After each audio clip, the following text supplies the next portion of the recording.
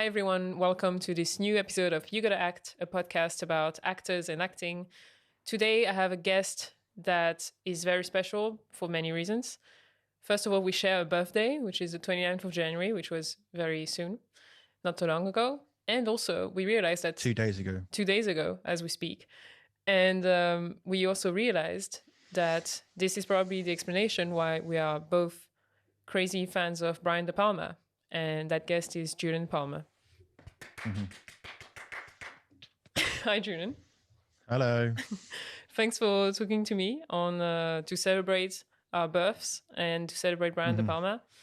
I also found out that the film we are going to talk about today, because we are talking about one film today, which is my favorite film, which is the film that gives its name to this podcast, and it's Body Double. I also found out when I was doing some research yesterday that Body Double started shooting on the 30th of January, 1984. So that means one day after our birthday, which is the 29th of January. And so everything just fits together. So was it... Okay. 84. Apparently, that's why I was surprised, because it's like it came out in 84. Yeah. So maybe they were really quick. Or maybe it was the year before. It's not too far away from when I was born, so I don't want to say when that was, because I like to be mysterious, secretive about my age. Fair enough. but it was close. It's not too far away. Fair enough. In the same decade, at least. Right. For me, it was 9 years later. Right. So yeah. So lucky for you. Lucky for me. Before we get to talk about the film, as always, can you please, I always ask my guests to introduce themselves a little bit. Can you tell us how you got to where you're at, and also how we know each other? Right. So where am I at? I run both a kind of production company in London. But the reason that myself and Manuela met is because I run a video essay channel called The Discarded Image. And Manuela's been working with me on some videos, some that kind of I've been voicing, and she's come in as a writing partner, and then some videos that she's kind of written more solely by herself and then done the voice for. And something on my channel that I've never really explored, although I've been interested, obviously, is the kind of art of performance, but I don't have the same, like, my kind of focus is on directors usually. So it's been interesting to collaborate with someone that has more of an expertise in that area, and it helps me kind of think about actors in a way perhaps deeper than I had before. You're welcome. Which is helpful. Yeah. I think we started, I think the first video we made was like in April 2020 or something. So it's not even, it's not been a year yet. It feels like... No. Yeah. It feels like longer though. In a good way. Yeah, well, time right now feels both long and short in a way. True. So true. I can't believe it's been almost a year that we've kind of been in this situation, but yeah, it's mad. So it feels like, because I was thinking earlier when I was walking that did something in the summer, and that didn't seem like it was the summer. It seemed like it was like 2 years ago, but anyway. And how did you get to start your own company, and how did you get to start your YouTube channel? The company I just did out of necessity, really. Like, like I've always wanted to be involved in filmmaking, and I've been kind of doing that, you know, kind of making shorts and music videos and that kind of thing over the years. Did you study film, or did you study something else? I studied film at degree level. Actually, how it fits in with this conversation is I did my final year dissertation on Brian De Palma. Ooh, so coming together. I did, like, from what I can recall, it was mostly about his it kind of started out talking about his, what I thought it was 2 core influences, and then talking about him in isolation. So I was kind of comparing him with Hitchcock and Godard, Right. and just kind of discussing how those two influences kind of merge together and how he's the Result. the son of that Mm-hmm. kind of collaboration. I might have mentioned Antonioni as well, because Nice. I know that's a big one too. Mm-hmm. So just I didn't really answer the question, I don't think. So in terms of like the production company, it was besides doing filmmaking stuff, which I kind of see as separate, like the production company was just kind of born out of a necessity of not wanting to work a normal job, and just trying to find production work, and then eventually getting a kind of production partner to help me out. And the video essays, I think one of the annoying things about the video essays is I wrote what was essentially my first video essay about the beach sequence in Jaws, but I think I did it even before like the video essay craze, or no, before, not the craze, but before it. Like I think like Every Frame of Painting is the one that everyone kind of talks about being the I don't know, the one that really kind of exploded the medium. But I was already kind of looking at other people that were doing it before that, like Matt Zolosites was doing kind of series of video essays. I think he did one on Wes Anderson and Michael Mann and some other ones. Oh, okay. And I think I never kind of, I was kind of into like the kind of blogging film scene, but I was never felt that I was that great at kind of writing about film, like in isolation. Hence why I collaborate with people like yourself. Fair enough. It was only when the kind of video element came into it that it made more sense. So I had like an original series on the movie brats, Spielberg, De Palma, Scorsese, Coppola, and George Lucas, even though I'm not a huge George Lucas fan.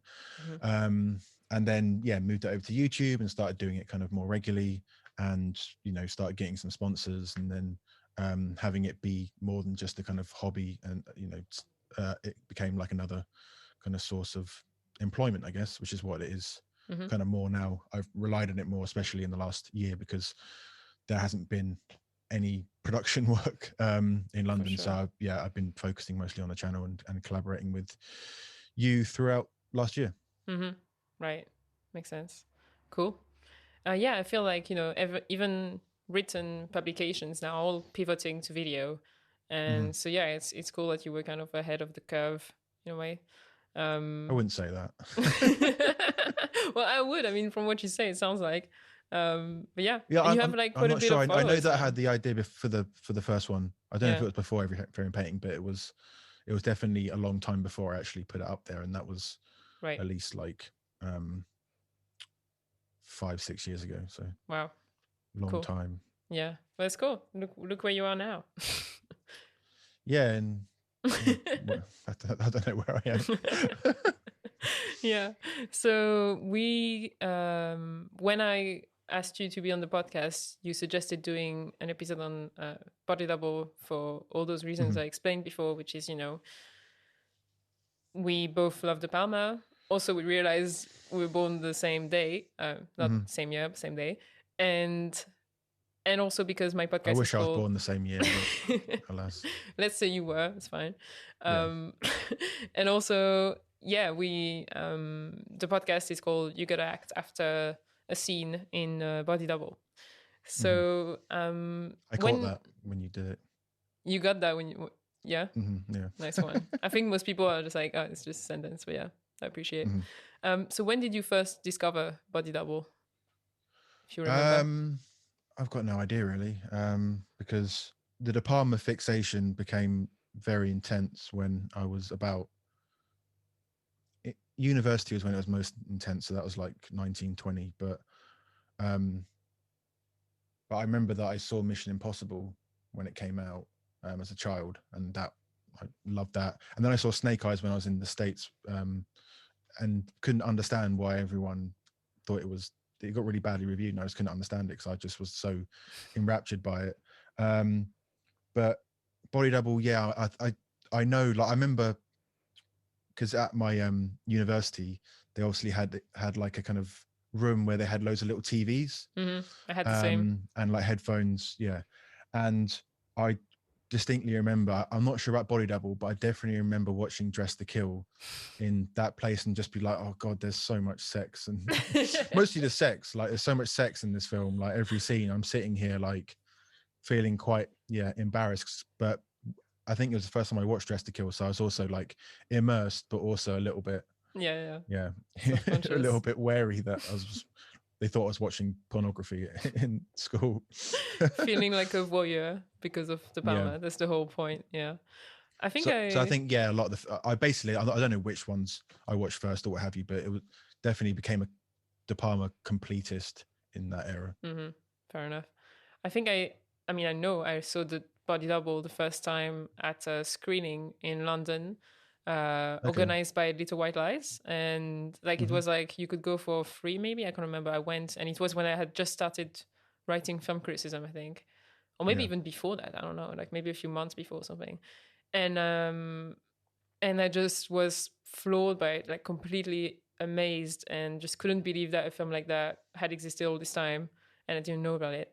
And yeah, ever since it's, you know, and I don't usually like to say, you know, I have a favorite film, but if I have to answer, I don't see why I wouldn't say Body Double, because it's just got everything I like. You know, now it sounds like I'm saying I like porn or whatever. That's not what I'm saying, because this film is very sexy, obviously. Yeah, that was one of the questions I had. Like, just it seems like it's, you know, such from the kind of male voyeur's perspective. I do kind of wonder, like, what about the film you love so much? I think for me, it's in a way, it's the fact that it is about, you know, male fantasies, and it's shot from the point of view of the male character, the main character played by Craig Wasson. So let's set up the scene a bit. So the film is about this actor played by Craig Wasson called Jake Scully, who one day is on a set of a horror film, vampire film that seems a bit pornographic as well. And, you know, he's working, but he's not doing big stuff. And one day on set, he has a crisis, like a moment of claustrophobia, and he goes home feeling terrible, and he goes to see his girlfriend, and she's cheating on him with some guy. So basically on the same day, he loses his job and he loses his girl. He feels terrible. And somehow he meets someone who tells him, you can stay in this house. You can house sit this house because he needs a place to stay. And it's an amazing, weird apartment overlooking Los Angeles. And there's a little treat as well, which is that if he looks through the telescope to the windows of the neighbor over on the hill, he can see this woman every night striptease for herself, masturbate, but it's like masturbation in a movie way, so it's like she's dancing around. Like, I mean, I don't know why she would do that. Anyway, there's another question. And one day, as he's watching that, he sees her get attacked. He gets involved in following a man who is following this woman around, and he wants to protect her. And also he's attracted to her. And then tragedy strikes. She dies. He can't save her. He tries. He feels terrible. He investigates. He finds out that there was a body double hired, you know, big spoiler in the title. And he unravels the mystery. So the thing is that it's a Brian De Palma movie. It's from a Brian De Palma idea that he had when he was casting a body double for Dress to Kill, apparently. So for the shower scene in Dress to Kill, there's this woman showering and masturbating in her dream. I think it's a dream. And he had to, he had to cast a body double for that, because he didn't want the main actress to, you know, get cold or whatever in the shower when it's not necessary. And also because he wanted a perfect body. Like I read this book, I'm reading this book on body double, on the making of body double, called Double De Palma, by Susan Dworkin. It's been given to me by someone, a friend, and it explains that like De Palma is actually very kind to his actors. He was like, I don't want to get the actress naked in a shower if she doesn't need to. I'm gonna get a body double. And also, I work in movies. Movies are fantasy. I feel like if I present a non-perfect body, naked body to the audience, they'd be like, are you kidding me? Which is, you know, I see what he means. It's problematic, whatever. But I see what he means. And so basically, long answer, but I feel like De Palma works in fantasy and illusion and yeah, fantasy. So when I watch Body Double, it's a male fantasy of this, you know, quiet, shy actor man following this woman around who's gorgeous, and it's all shot through his perspective, from his perspective. But the thing is that I think De Palma is completely aware and makes you aware of that, you know, inherent voyeurism in this approach, like the fact that you idealize, you see women as objects, you know, you don't see them for what, you know, as human beings completely all the time.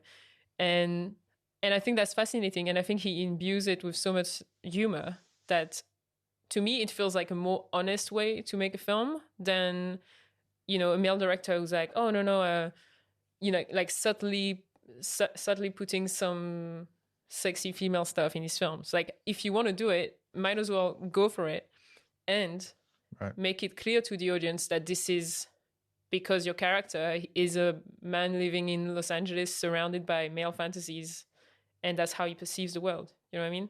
So for me, it feels like honest filmmaking in a way. Well, as I said in the introduction, that I did my dissertation on the combination of Hitchcock and Godard. This really seems like the most, of all his films, the most kind of flagrant combination of those, because it's the most self-aware of all his films, I believe, because it's set in LA. It's about obviously an actor and about kind of filmmaking, and it's also somewhat about, I guess, both the kind of artificiality and the kind of construct of filmmaking itself, but also in tandem with LA itself, because LA is I guess it's the stereotype is it's kind of full of I don't know, superficial people. Yeah.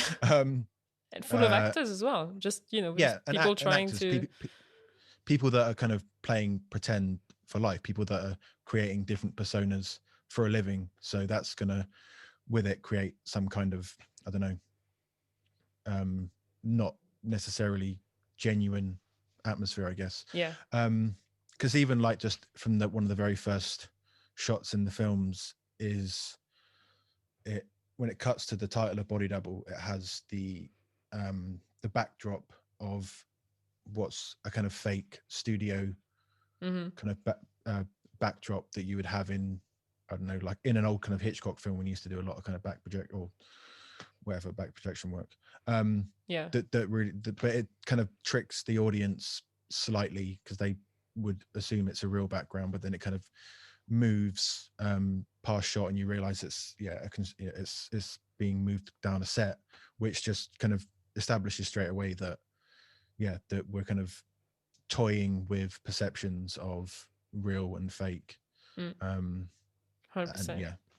And I feel like I mean, maybe this is not an original idea, but I really love films that make you aware that it's a film, but not in a pretentious way, just in the sense of, you know, we know you're watching. Essentially, that's what they're saying. We know you're watching. You know you're watching something. Let's make you aware of that. And obviously to set that film in LA, originally when De Palma had the idea, it was meant to be New York, which to me is like nonsensical now, but obviously it's easy to say now. And I really like when films make you aware of that, because it's a different way to engage a spectator. It's kind of again, I find it kind of honest. And not that films that don't do that are not honest, but it's just, it's a way to engage you differently. And also, I think, to make you more susceptible to surprises and suspense, because even as you're aware you're watching a film, you still get engrossed in it. Like, you still get your suspension of disbelief, because it is a thriller, it is a mystery film. You don't know what's happening. There's a lot of stuff hidden. So it's like you're constantly on this double level where, like, you know, you're like, this is a silly film, and also De Palma is being really cheeky the whole time, like even with the backdrop, like you were saying, it's funny, it's cheeky, but at the same time it's just expertly made, and that's the Hitchcock aspect, I guess. When I did my video essay on Godard a while back, like one of the things that I was trying to explain was the way he kind of builds kind of self-consciousness into performances. I was talking about Anna Karina, and there's a number of performances. There's one in A Woman is a Woman that kind of musically did, that she is like, through the performance, she's like saying something like, oh shit, like I don't know what, like I messed that up, or she kind of breaks in the take and he leaves it in. Or there's a shot where in Vivre say V, I can't speak French. Vivre sa vie. Yeah, you tried. Where like there's a shot of her walking, but like the shot starts before a normal director would start it. Like he's using film where the actor looks like they're kind of getting ready to walk. Right. So it's not natural, and that's something, that he would do in a number of films. And I kind of felt it was because, kind of in relation to what you're saying about it kind of being more honest. I think for him, because he can't, Godard, not De Palma, because he can't make a film without feeling self-conscious about the kind of artifice that goes into it. He has to kind of bring that element into it. Otherwise, for him, it feels, he's not going to make a kind of super naturalistic, John Cassavetes style film, because he's just too aware of, of which the I think artifice. is something that De Palma definitely kind of brings in his films. Yeah. Like he simultaneously wants the audience to be carried along and get sucked into the journey, but he also can't help but make the audience aware of certain, the construct of the filmmaking itself. Totally. And I think what helps, have this double level of like you're aware, but at the same time you get sucked in, I think is the performances themselves. Because they kind of, I feel like the modes of performance kind of switch depending on the character, but also depending on the scene. And I think the Craig Wasson character, so the main character, Jake Scully, I think he's perfectly cast, not only because he looks like a regular guy, it's kind of the anti-hero thing of, Jimmy Stewart, if you want, but not as everyman, because he's a, he he's an said actor. that Jimmy Stewart was definitely the kind of reference that De Palma was telling him. Yeah, makes total sense. But like, he's kind of the LA actor version of that. He's blue-eyed, blonde, nice-looking, kind of handsome, but also like he's got a vulnerability to him. And I think what helps, carry along the film and not make you laugh at it the whole time is that he plays it totally straight. Like he plays it with emotional truth and honesty. Yeah. And there's this moment when after Gloria, so that's the character played by Deborah Shelton, the woman he follows around, after she's been murdered, there's the moment when Jake gets interrogated by a very skeptical policeman who's like, you were following this woman around, like clearly you killed her. And Jake is, obviously and you're shocked. Walking around with her underwear and your and he's got like an old underwear in his pocket, and obviously the policeman sees that, which is very lucky. And Jake feels terrible because not only is he terribly shocked, I'm guessing, because he just saw a woman he didn't see her, but like he saw a bloody drill come out of the ceiling because a woman was getting grilled upstairs. Anyway, so he's shocked, and obviously he's outraged that the policeman could think he did that. And after the scene, after the policeman is done talking to him, he cries. And, it could be funny because like, he looks like an idiot, but also he's crying. And I find his crying extremely moving. Like when I watch Craig Wasson crying in this moment, because it's not like, it's not exaggerated crying. It feels very honest. He just feels terrible. And he's just kind of quietly crying. And that, to me, that encapsulates the choices of performance that De Palma made for this film, where he was like, I don't want you to goof around. I want you to be just, a real person, Jake Scully, a normal dude thrown in a horrible situation, and a very tricky one. And that carries the film along. Obviously, like throughout the film, you still laugh at him sometimes because, he's following this woman around and taking her clothes, like taking her panties from the bin. But there's just a sense of like, you do feel for him. Yeah, I think I was watching the extra features because I just rewatched Raising Cain the other night, and John Lithgow was talking about how there's certain scenes where he thinks like he's doing something really kind of empathetically, he's kind of bringing a lot of emotion, he's kind of putting everything into it, only to then he'll go watch it in the cinema and realize that De Palma's used it as a for a joke. Like he's just everyone's just laughing at what he's doing. Yeah. And I think just in terms of performance, like acting in these types of films, I think you do have to approach it. I mean, I'm not an actor, but I would assume you have to approach it sincerely, and you can't like have. I mean, some actors I imagine play roles with a bit of a kind of with a bit of ham and a bit of kind of a wink in their eye as they're doing it, but I think it kind of works a lot better in this instance because he's just. It was funny because I also watched the kind of interview with Craig Wasson around the time of Body Double, and he was talking about the violence, and he was kind of talking about it almost as if it was, I'm not sure, like it was some kind of film that was portraying violence in a very realistic way that was kind of commenting on the brutality, and it just the drill going beneath, like down the guy's leg, looking like it's meant to be like so obviously phallic. Yeah, I know. Yeah, that's funny. Yeah, I mean, I feel like because De Palma plays with tonality and like tone in a very complex way, like it kind of switches around. Even when I watched Carrie again the other day, you're always in between. You're horrified, you're laughing, you find it so overblown, the spinny camera, like it's beautiful, but also it's ridiculous. It's completely breaking away from realism, if you want. I think because of that complex tone, it must be hard for anyone working on the film to really know how it's gonna come out, what it's gonna look like once you watch it. But yeah. What do you think if he would have got someone, because another thing that I kind of think of is about the fact that I don't know how it would have been then, but certainly now Craig Watson's hardly been an actor that we've seen a lot of since. In fact, this is really like, he's been in The Nightmare on Elm Street 3 and a film called Ghost Story around the same era, but the film that everyone's going to remember him for is Body Double, I think.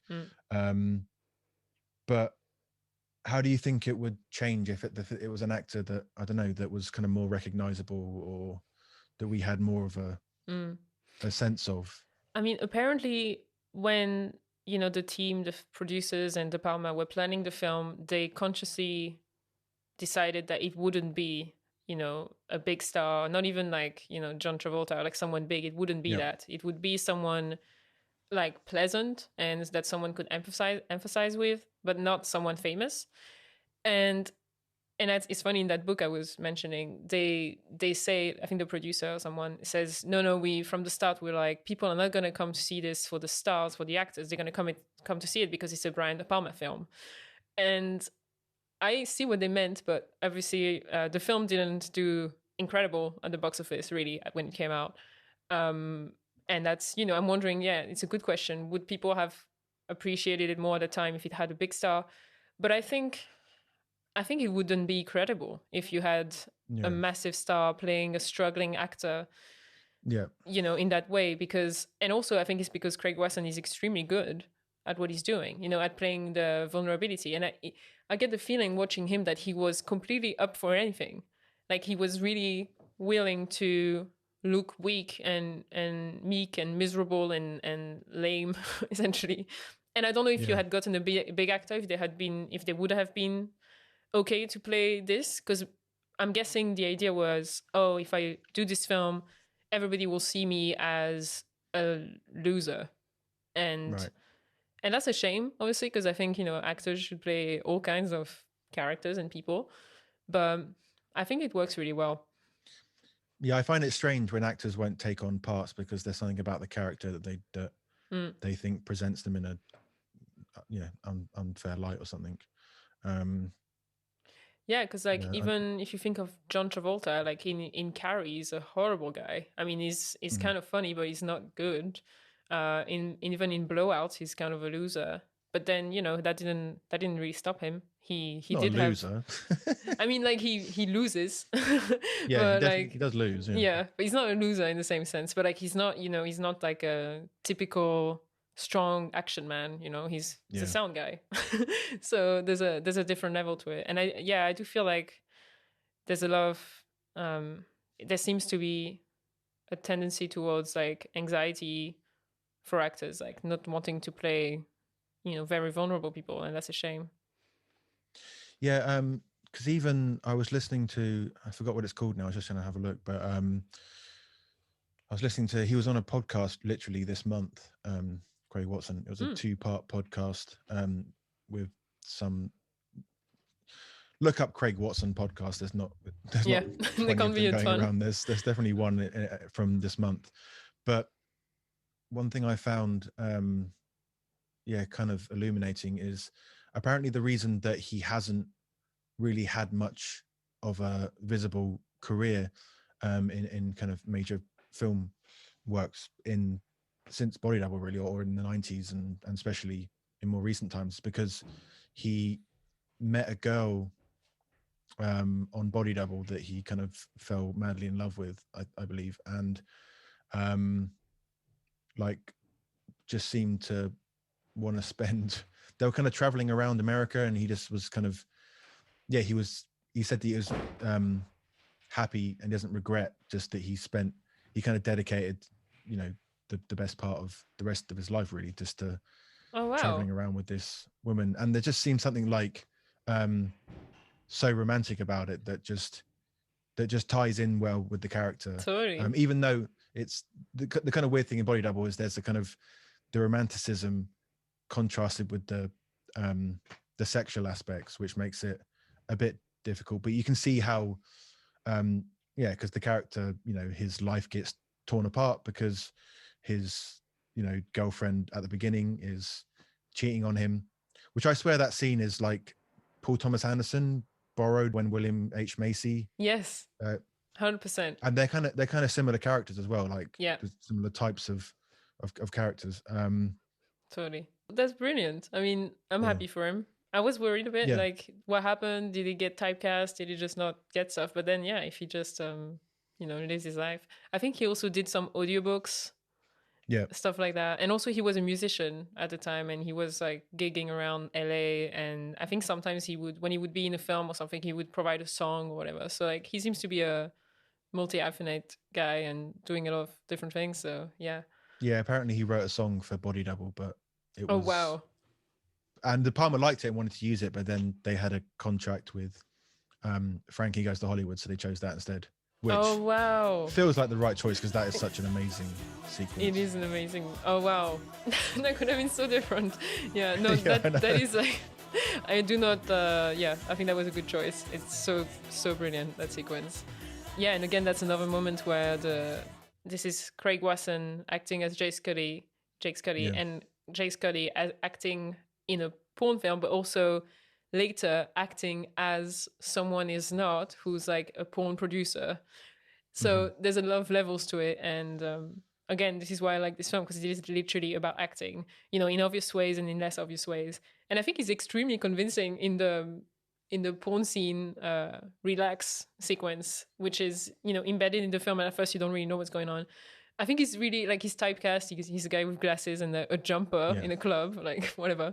But I think he's giving it everything he has. And this is perhaps the moment where he's a bit goofy and he's a bit exaggerating, but you understand, he's playing a type in a porn film. So I guess that's what it calls for. Yeah. But even there, like, there's some truth that comes out, I think. And he's really nice to look at. He's really funny as well.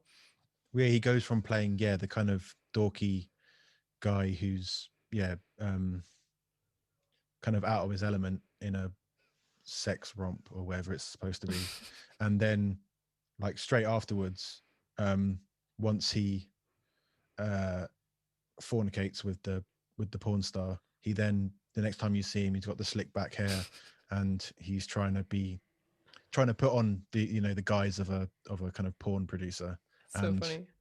Kind of pulling it off, but it's like you can tell it's kind of amusing. Yeah, even Holly Body, played by Melanie Griffith, is not fully convinced, but he's saying nice things and he's saying good stuff about how he wants her to work in his films. But I think the cut from like the porn film scene to him entering her the backstage dressed as a porn producer is like so funny, because it's him like walking into the room and dressed like horribly and just saying, "Hey, how are you?" and whatever. It's like so unconvincing. It's kind of terrible acting, but at the same time, again, it's like this double thing of like sometimes people in life are like that. Producers can be like that. They can be like fake, and why not? Like, she believes that he could be a producer because he's not convincing in a way, I think. Yeah, because another thing that I was thinking about is, as I was kind of saying, that when Watson was interviewed, he seemed quite sincere about the project. I think because just for him, De Palma was a big director in the 80s. He just he was probably seen in a similar way to like Scorsese and Spielberg, so he's a big name director. So I'm sure he just like was kind of over the moon that he was getting the starring role in the latest Brian De Palma film.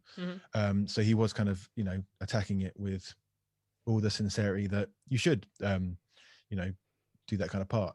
But it's interesting that when you listen to the features on the Blu-ray, that when was it Greg Henry that plays the other guy, Sam Bashard, the one that kind of sets him up, when he talks about it, he's got a certain kind of persona that he's like very self-aware of what De Palma's doing, and the kind of tongue-in-cheek aspects, and he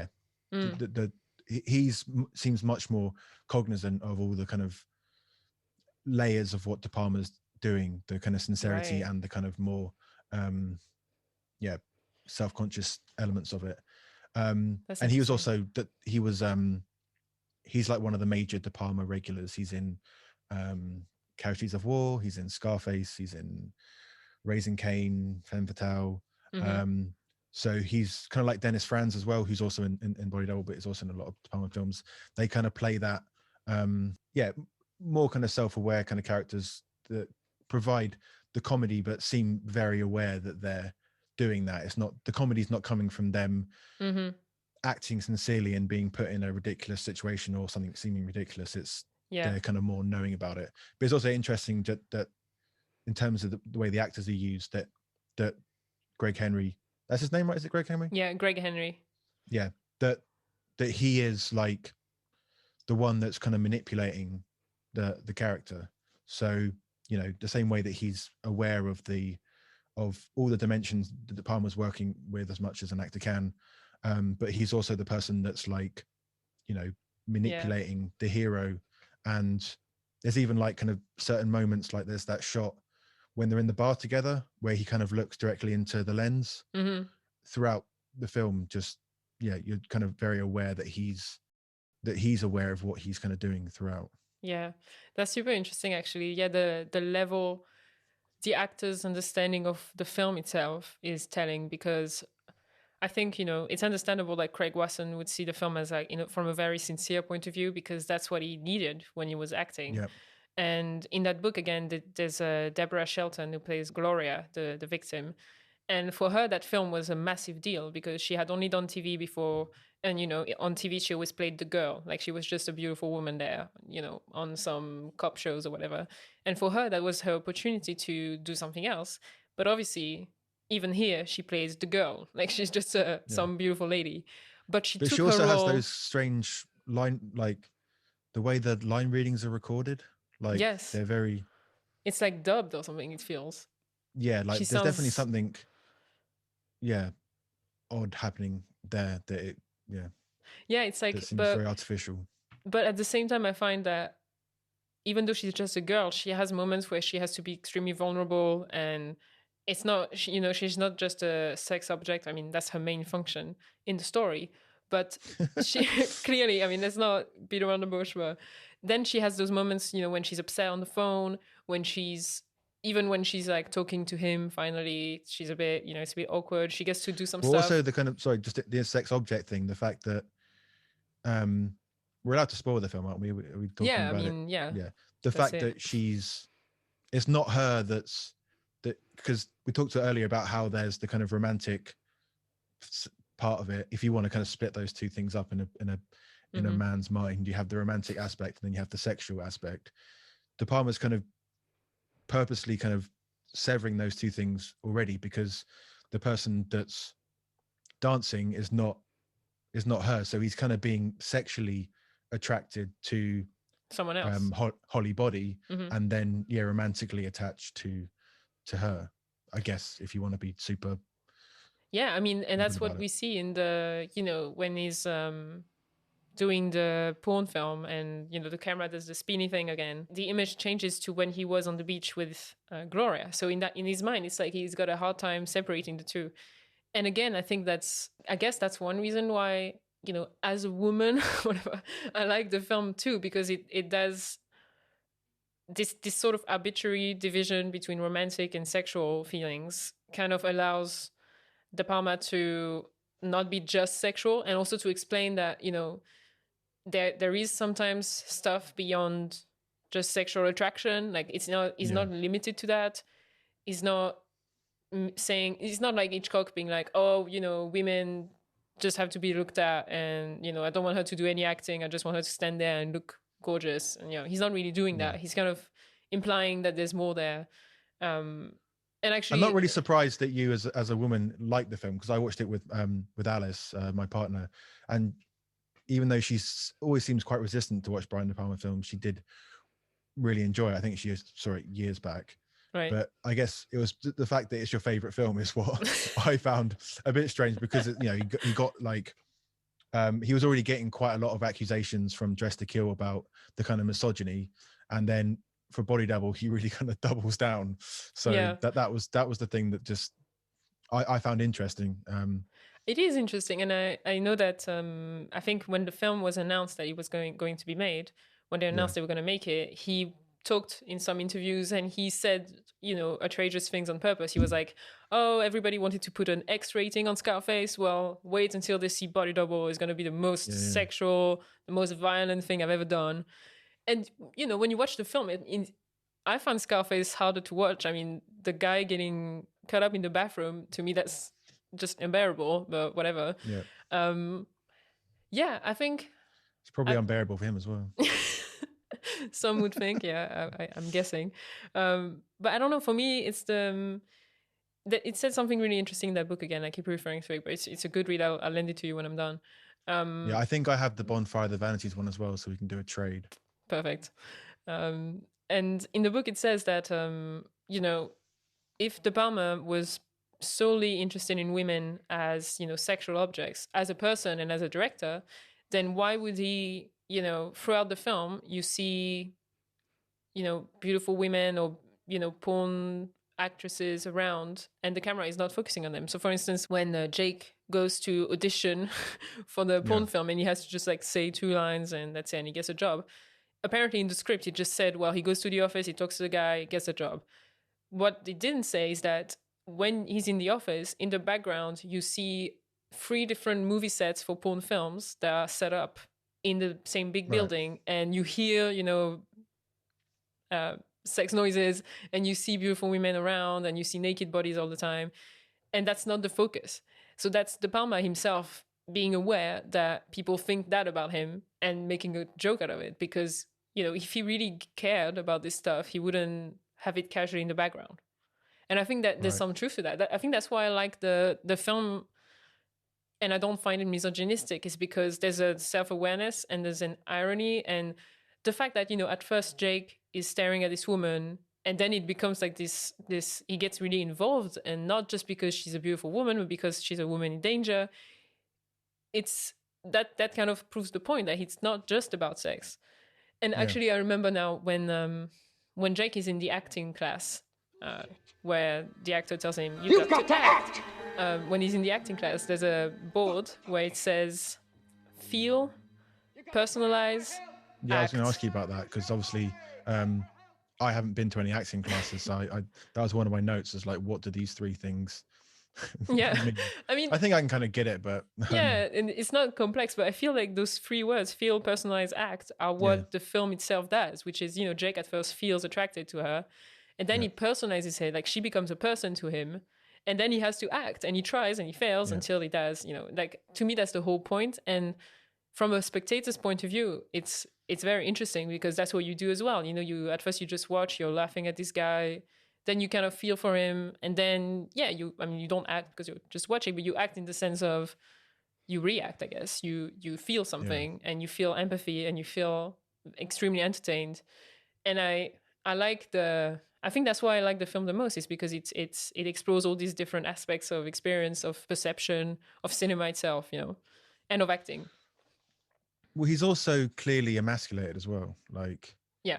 which like he's clearly coming from a place where he's, yeah, his girlfriend's cheating on him. He's being like humiliated in this acting class. So the Palmer's being very self-aware about that, that this guy, yeah, is just in a very kind of emasculated space. And this, both this kind of like obsession, both sexual and romantic, and then him, trying to be the hero, is very much, yeah, him trying to gain some kind of stature back, I think. Mm-hmm.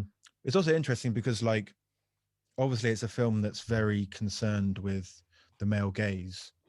And was it Laura Mulvey who wrote one of the original texts Yep. on the male gaze? I believe so, yeah. And she kind of famously talked about vertigo, but perhaps possibly, was a little bit kind of simplistic about kind of even what Hitchcock was doing there in terms of the kind of gaze and the kind of point of view, because that's another, again, like the thing that connects both Jake Scully and Scotty from Vertigo is they're both emasculated because yeah, Jake has the claustrophobia and Scotty has the vertigo of the title. The difference between Hitchcock and De Palma is that if there's, because films like Rear Window, Psycho, Vertigo, and particularly in Body Double, the two films, like when I tried to like persuade people to watch the film, I said it's it's basically Rear Window plus Vertigo with porn and drills. So what more do you need exactly? yeah, but Hitchcock, he never, like, you don't get the sense that he approaches films with any of the kind of self-awareness that De Palma does. Like there's that famous book of his with Truffaut, and yeah, just he never really gets into anything super academic or anything like that in his work. He's just trying to create suspense and create drama, but even films like Rear Window that you would think have such a obvious kind of meta textual, like when Truffaut originally saw it, and because when Rear Window came out, it wasn't a huge like critics, famously the French New Wave lot, they elevated Hitchcock and gave him the kind of auteur status that he wasn't getting by the critics at the time. But obviously, Truffaut watched Rear Window and he would be very aware that this is a film about filmmaking, about kind of voyeurism and point of view and what have you. But Hitchcock isn't so aware of that, perhaps as consciously as De Palma is. Yeah.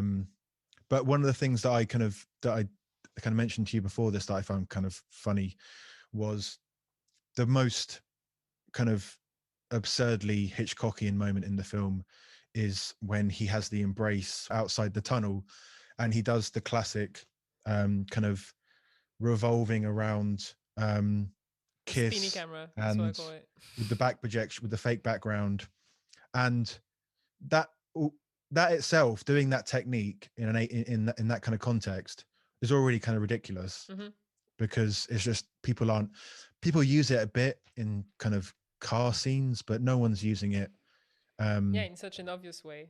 Yeah, and that's one of I kind of have come to terms with it more, but one of the things that always kind of bugged me about Hitchcock was that he used so much back projection. But I would guess that De Palma is using it for a self-conscious reason. Right. But he was like surprised that the audience were taken out of the scene and they were laughing at that moment, because not only is that just the back projection aspect of it kind of brings you out of it, but it's the fact that it's not just the classic Hitchcock swirling, like the Cary Grant, Eva Marie Saint scene in North by Northwest, or there's one in Notorious as well. But it's the fact that he's like groping her like outside the tunnel, and they've only just like they've met for like 2 seconds, and like he's I love it so much, kissing and groping her at the same time, and it's just like, how could you not think that is ludicrous? funny. Yeah, and I love that. They're like swirling around. Sometimes he's behind her, sometimes they're embracing in like face to face, and at some point she turns around and she's like, yes, and that's what she says. Yeah. And it's like, who was like, then okay, she's like, yes, no, like, and she's like, no, I can't, not like this, and then she runs away. And like, yeah, I don't get it, but when I can't have sex in the open on this beach, like, oh yeah, right you now. can't really. Maybe if I knew you a bit for like 10 minutes, we could do that, but I've only known you for like 30 seconds. Exactly. So we need to progress further down the relationship than that to do this in that exhibitionism. Book, exactly. In that book, it mentions that the whole rear projection thing was kind of a practical thing, because they wanted to have that option to do that. They don't really get like too detailed about the meaning behind it. Yeah. But it doesn't seem that De Palma was fully aware that it would look so distracting. Because I think he uses it when Jake is driving as well, and I think it's much less distracting there. That's really funny as well. It's like, funny as well, but it's not distracting in the same way, because like when they start embracing, I think it's just like it's not distracting. I find it amusing. Like when they cuts to that shot where he's like, driving to see his girlfriend after leaving set. Even that there's something very self-conscious. Like he's just, had this, like, you start from the beginning of the film. Like the first thing is De Palma setting up this kind of scary vampire sequence, and then the first thing when he like kind of screams, it's both kind of like a shock, but it's also like hilarious, because it's just so, his performance is so kind of exaggerated. And just all from that, like he kind of leaves to get in the car, and he's kind of walking like he's sad because he's been chucked out of the film. Then he's like, oh fuck it, I'm gonna get over it, and then he kind of smiles and jumps in the car, and then it cuts to that big shot of him like really happy suddenly with the back projection. And also the hot dog I find stand. it funny, and I think I'm sure it's a joke. Like, I mean, there's also the shot on that really weird, suggestive hot dog stand. Yeah, exactly. Like, with the big sauce, and then he turns around, you see it's a hot, and he's like ordering. Yeah, and the guy's sandwiches. Like, either the girl or the guy is feeding the other person a hot dog. Yeah, like. Yeah, there's gotta be some self-awareness there. I refuse to believe he didn't realize. But yeah, no, it's delightful. I just think that because Body Double was the film of his where people accused him of going too far, like, and I think he was trying to go too far. But I think just after, like, because we discussed before this podcast, we discussed Carrie briefly, and in that film, like particularly the prom sequence, it's both kind of very suspenseful and what have you, but there's also kind of self-aware nature of it. But I think just by this point, he's probably been doing this so long, and he's been pushing the boundaries with every film, that he's just like, well, they're just gonna, like, doesn't matter how extreme it gets, they're gonna go with me. And then he finally realized that he did push it a bit too far this time. Yeah, that makes sense. That's probably it. Yeah. So before we end, I know what I was going to say now, because I had a few notes, because that going to the extent of my De Palma pathology, or like it's not so bad now. Like, I actually hadn't watched a lot of his films for a while, but there was a time in my like 20s when people would like, please just stop talking about Brian De Palma, and just, it was almost like a joke in my film class that was like, what is your thing with Brian De Palma? But I kind of woke up yesterday and we couldn't really do anything because it was just pissing down with rain all day. So I was kind of like I was kind of suggesting to Alice, because because of both this podcast and something we're doing on my channel, that I've kind of gone back into the De Palma hole, and I was trying to say, yeah, why don't we just just hang around and watch De Palma films? And she just said, like, yeah, like if it's your idea to, spend the rainy afternoon just sitting around, all day watching De Palma films, I'm not doing it. Like, you're saying that, yeah, you see everything with your rose tinted De Palma glasses.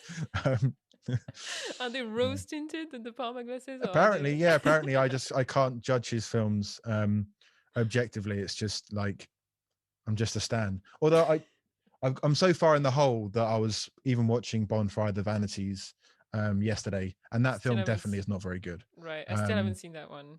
And I didn't think much of his last one either, Domino.